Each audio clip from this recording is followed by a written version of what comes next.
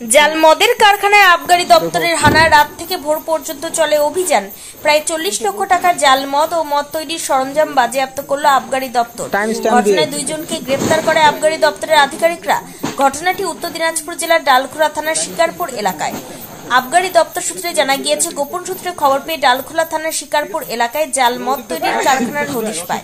অভিযোগ, বিষ্ণু সরকার ও বরুণ সরকার এই 2 ব্যক্তি মিলে জাল মদ তৈরির কারখানা খুলে রেখেছে এবং সেখান থেকে বিদেশি মদের বোতলে ভরে বিহার বা অন্যান্য জায়গায় পাচার করা হচ্ছে।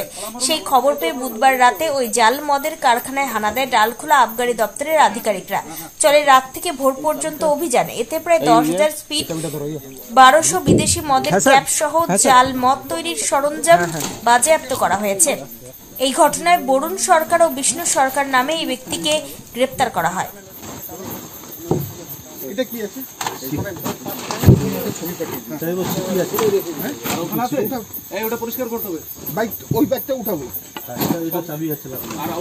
ওটা চাবি না, ওটাও বের করে নিয়ে চলে যাবো।